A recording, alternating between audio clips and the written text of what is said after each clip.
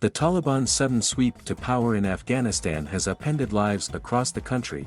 When a reporter recently asked Afghans to describe their jobs before and after, the powerful responses showed how many are dealing with radically changed circumstances. Ahmed was working as an office manager with an Afghan private company before the Taliban seized power. He had been working there since September 2019. "I had many friends at work and all of them lost their jobs and became jobless," he added. "But now life is more difficult for me, especially for my family, because there is no job for people here and no way of income for families." Ahmed is the only son and the eldest in his family. His father, who is around 60 years old, cannot work because of his age and an issue with his knee.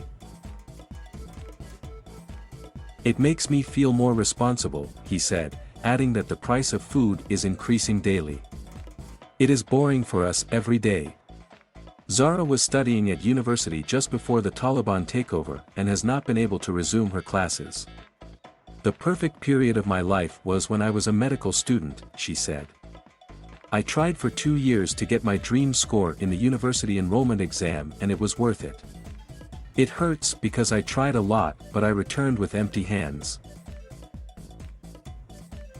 Life now is not living. It is surviving and breathing without any purpose.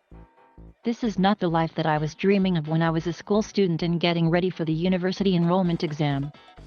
I was in love with studying with my friends and I really miss being a student, she said. Zara says most of her time now is spent at home and she misses being able to go out without any hesitation.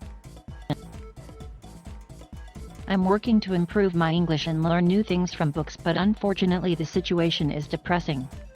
Maybe we will return to our studies one day," she added. Sana was involved in women's rights activism in Afghanistan.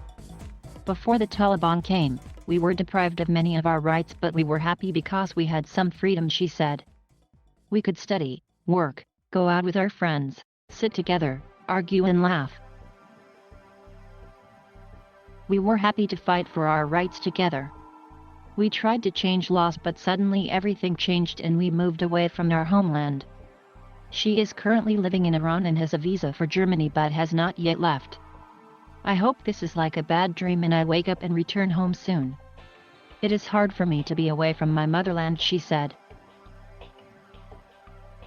"It is hard for me to lose everything we made. I am physically alive but I miss my family and home. I miss my people, my language, the efforts we made. I have migrated but my soul is left in Afghanistan and it is wounded." Sayed was working as a journalist and anchor for one of the largest media outlets in Afghanistan. "I miss my professional life as a journalist, and all the dreams I had to progress in my professional career back home. I feel devastated to remember the moments now," he said. Sayed was working on the day the Taliban took control of Kabul and by that afternoon, things had already changed.